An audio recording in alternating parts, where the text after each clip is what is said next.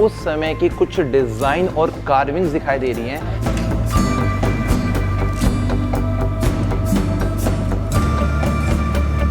यहाँ पर किसी समय तोप वगैरह लगती होंगी। दोनों की हत्या इसी नौबत खाने के अंदर कर दी गई थी। डायमंड शेप आप लोगों को यहाँ देखने को मिलेगी। पेंटिंग जो बिल्कुल ओरिजिनल थी।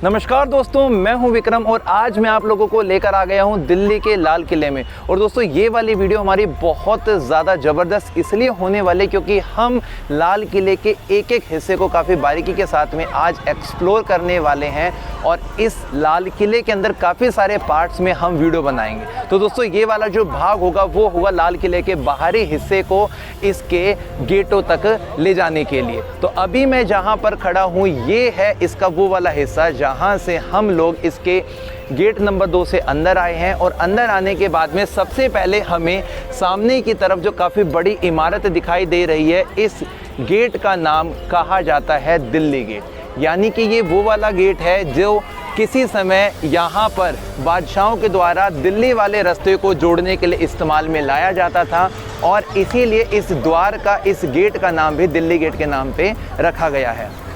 बाहर से आप इस लाल किले की ऊंची ऊंची दीवारें देख सकते हैं। काफ़ी ज़्यादा ऊंची दीवारें बनाई गई हैं जो कि सुरक्षा के पर्पज़ से 100% सेफ दिखाई मालूम पड़ती हैं। इन दीवारों के अंदर हम लोगों को काफ़ी जगह पर ये मोर्चे और आले भी दिखाई देंगे जो ऐसा हमें प्रतीत करते हैं कि जिस समय यहाँ पर वो बादशाह लोग आया करते थे, रहा करते थे, तो उनकी सुरक्षा के लिए यहाँ पर सैनिक तैनात रहते थे और काफ़ी बारीक चीज़ों का ध्यान यहाँ पर रखा गया है। और यदि हम बात करते हैं इसी के अंदर, जब शाहजहाँ ने अपनी राजधानी को अपना एक नया शहर बनाने के लिए आगरा को छोड़ा तो उन्होंने यमुना जो यहाँ से निकला करती थी उसका मैं आपको हिस्सा दिखाता हूँ। आइए थोड़ा आप आगे की तरफ।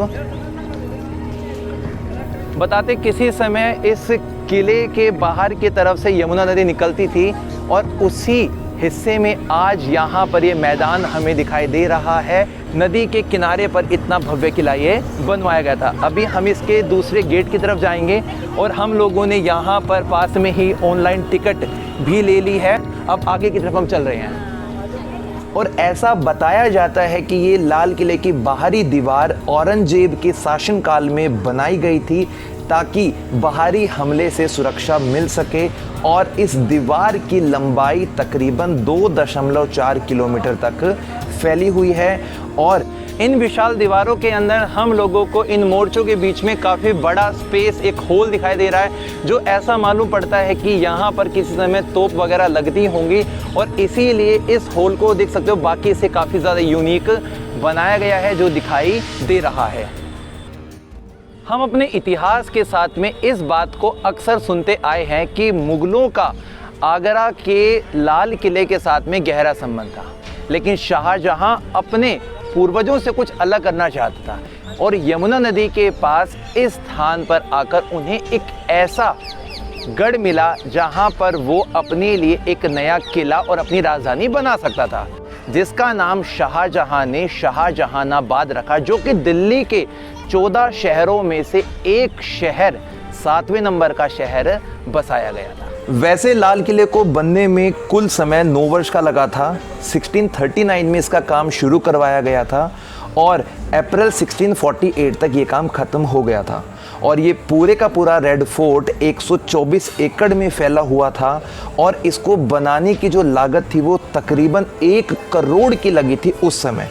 और ये एक तरफ से यमुना नदी से घिरा था और तीनों तरफ इसके खाई बनाई गई थी, जो खाई तकरीबन 9 फुट गहरी और 23 फुट चौड़ी बनी हुई थी।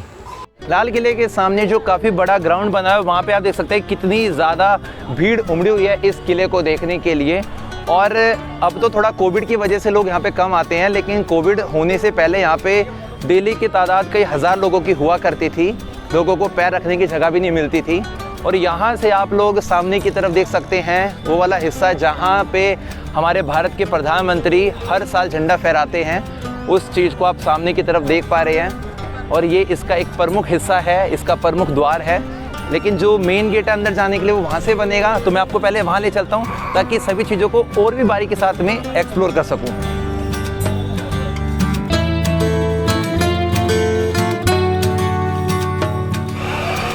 अभी अंदर जा रहे हैं और यहाँ पे थोड़ा सा सेफ्टी के पर्पज से चेकिंग वगैरह हो रही है।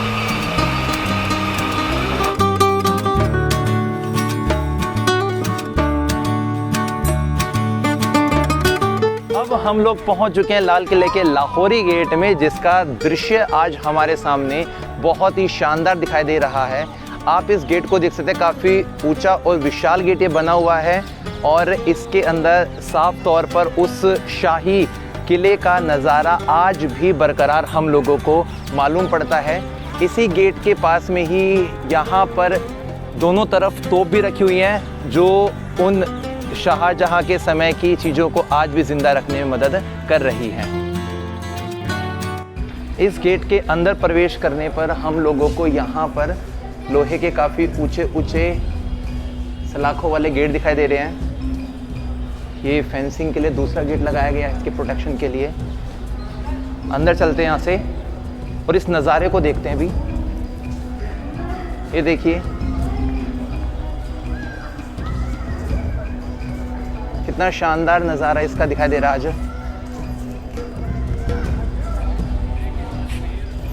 ये सामने वाला तो ऐसा लगता है कि अभी बनाया गया होगा, ये नया निर्माण लग रहा है। तो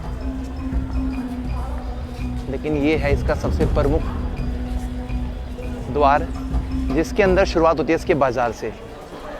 तो अभी हम अंदर जाएंगे और इसके बाज़ार को भी देखेंगे कि आज भी बाज़ार देखने को मिलता है या नहीं मिलता है।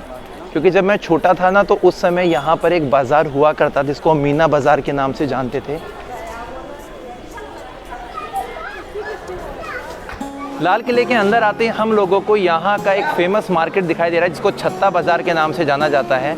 और ये जो बाज़ार है शाहजहानाबाद शहर के अंदर के समय से ही चलता रहा है और आज भी इसकी रौनक बरकरार है यहाँ पे। ऐसा मालूम पड़ता है कि इस बाज़ार का निर्माण शाहजहां ने 1646 में करवाया था और ये बाज़ार पाकिस्तान के शहर पेशावर में बने हुए बाज़ार की तर्ज पर बनवाया गया था। इस तरह के बाज़ार को बाज़ार ए मुसक्कफ़ कहा जाता है, जहाँ पे सक्कफ़ का मतलब होता है छत। और ये 2 मंजिला मेहराबों वाला एक बाज़ार बना हुआ है, जिसमें प्रत्येक तरफ 32 कक्ष यानी कि दुकानें बनाई गई हैं। शाहजहां के समय में ऊपरी और निचले हिस्से में बनी हुई दुकानों के अंदर काफ़ी लग्जरी सामान उपलब्ध हुआ करता था, जैसे कि रेशम, सोने चांदी के आभूषण व बर्तन सभी यहाँ पर मिला करते थे। और आज भी उसी प्रकार की एक चमक, एक रौनक यहाँ पर देखने को बनती है।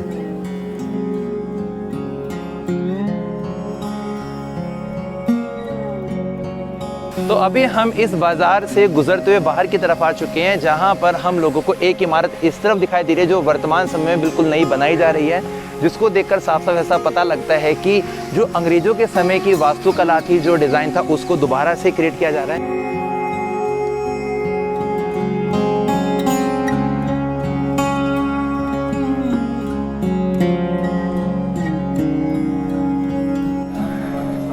अभी हम आगे की तरफ जा रहे हैं।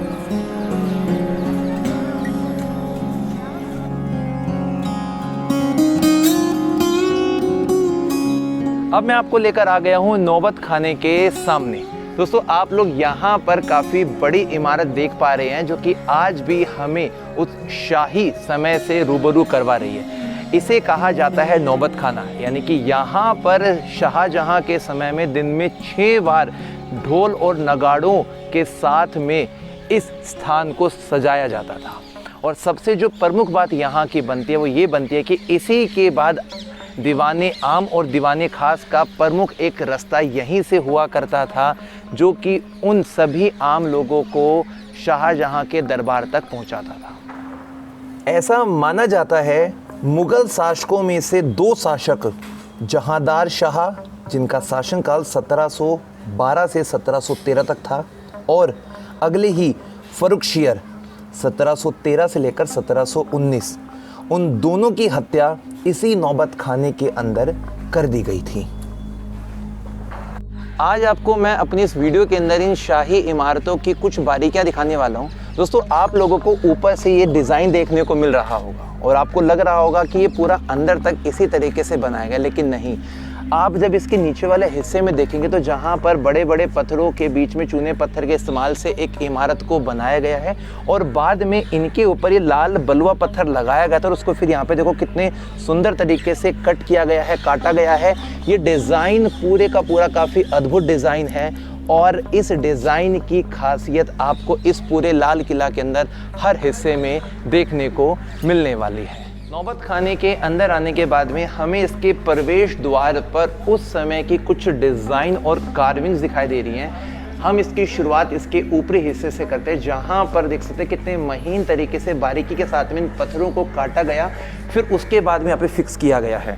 इसी के साथ में कुछ यहाँ पर ये लिखा हुआ है, कुछ यहाँ पे बीच में टूट फूट भी हो गई है, मैं इसको पढ़ नहीं पा रहा हूँ, लेकिन अगर कोई आप में से इसको पढ़ पा रहा है तो प्लीज़ हमें ज़रूर बताइएगा क्या लिखा है यहाँ पे। और उसके बाद में सबसे जो प्रमुख चीज़ है वो देखिए, इस फ्लावर को कितने महीन तरीके से बनाया गया, उसमें डिज़ाइन उकेरा गया और यही खासियत हम लोगों को लाल किले के अंदर आने के लिए बार बार मजबूर करती है। ऊपरी इसके छत के ऊपर भी हम लोग इसके डिज़ाइन को देख सकते हैं। डायमंड शेप आप लोगों को यहाँ देखने को मिलेगी।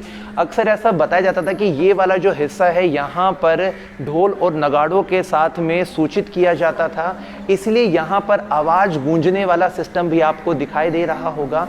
जब मैं इस वाले हिस्से में खड़े होकर बोल रहा हूँ तो यहाँ पे कुछ आवाज़ भी गूंज रही है और इसी के साथ में इस शिलालेख पर भी कुछ लिखा हुआ है जिसको आप लोग देख सकते हैं।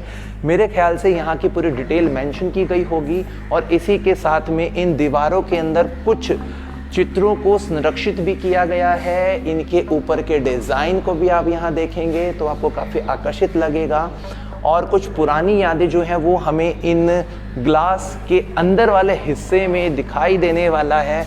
ये देख सकते हैं कुछ पेंटिंग जो बिल्कुल ओरिजिनल थी और आज भी यहाँ पर काफ़ी हद तक फेड हो चुकी हैं, उस तरफ भी आप लोगों को देखने को मिलेंगी।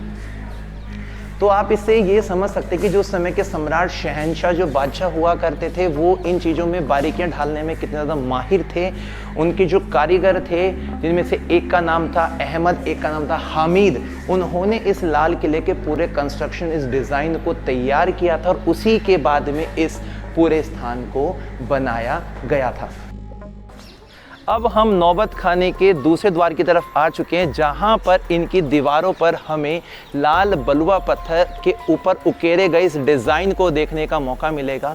ये बात तो हम अच्छे तरीके से जानते हैं कि मुग़ल शासनकाल के समय में जहांगीर ने सबसे पहले शुरुआत की थी इन डिज़ाइन को उकेरने की और उन्हीं सम्राट के बाद में जो एक शाहजहां नामक सम्राट बने, उन्होंने इस चीज़ को और भी ज़्यादा एक्सटेंड किया और भी ज़्यादा बढ़ाया।